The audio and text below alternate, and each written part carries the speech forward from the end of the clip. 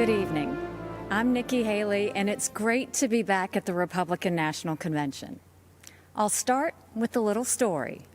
It's about an American ambassador to the United Nations, and it's about a speech she gave to this convention.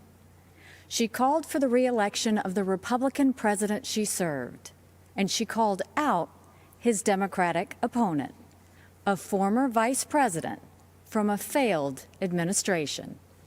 That ambassador said, and I quote, "Democrats always blame America first." The year was 1984. The president was Ronald Reagan, and Ambassador Jeane Kirkpatrick's words are just as true today. Joe Biden and the Democrats are still blaming America first.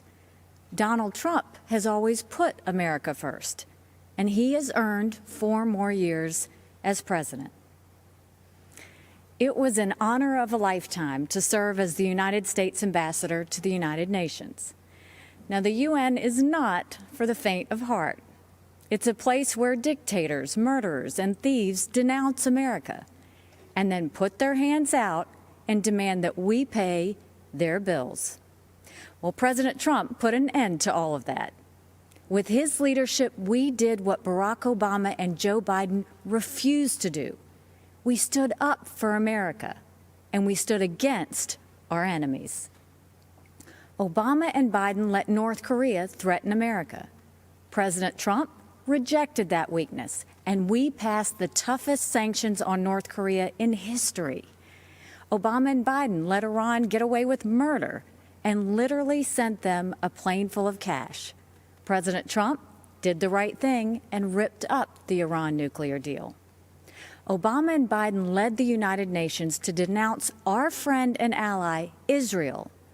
President Trump moved our embassy to Jerusalem, and when the UN tried to condemn us, I was proud to cast the American veto. This president has a record of strength and success. The former vice president has a record of weakness and failure.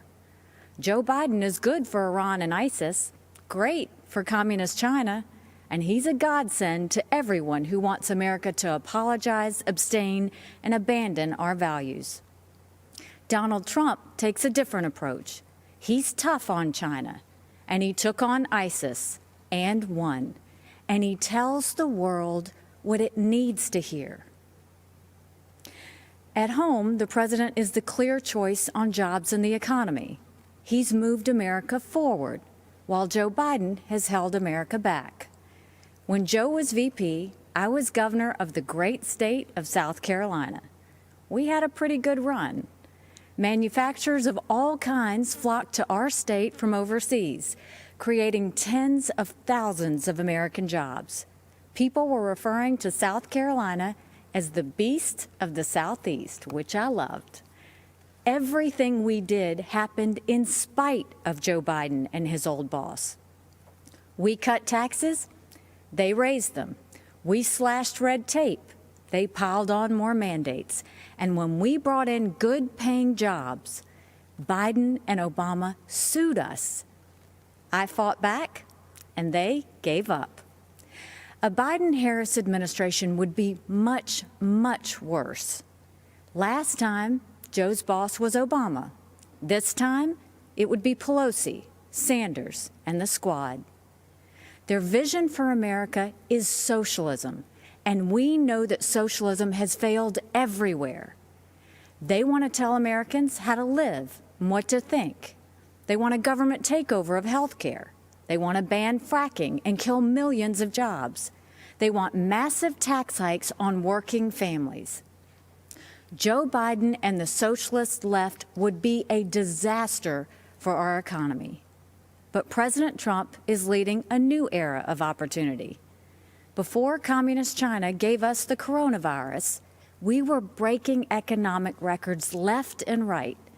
The pandemic has set us back, but not for long. President Trump brought our economy back before, and he will bring it back again. There's one more important area where our president is right. He knows that political correctness and cancel culture are dangerous and just plain wrong. In much of the Democratic Party, it's now fashionable to say that America is racist. That is a lie. America is not a racist country. This is personal for me. I am the proud daughter of Indian immigrants. They came to America and settled in a small southern town. My father wore a turban. My mother wore a sari. I was a brown girl in a black and white world. We faced discrimination and hardship, but my parents never gave in to grievance and hate. My mom built a successful business. My dad taught 30 years at a historically black college, and the people of South Carolina chose me as their first minority and first female governor. America is a story that's a work in progress. Now is the time to build on that progress and make America even freer, fairer, and better for everyone. That's why it's so tragic to see so much of the Democratic Party turning a blind eye towards riots and rage.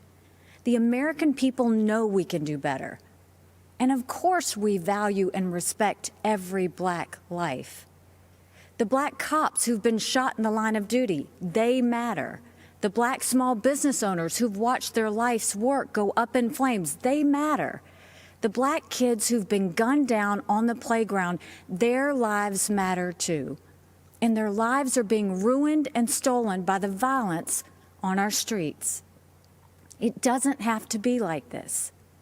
It wasn't like this in South Carolina 5 years ago. Our state came face to face with evil. A white supremacist walked into Mother Emanuel Church during Bible study. 12 African Americans pulled up a chair and prayed with him for an hour. Then he began to shoot. After that horrific tragedy, we didn't turn against each other. We came together, black and white, Democrat and Republican. Together, we made the hard choices needed to heal and removed a divisive symbol peacefully and respectfully. What happened then should give us hope now. America isn't perfect, but the principles we hold dear are perfect. If there's one thing I've learned, it's that even on our worst day, we are blessed to live in America.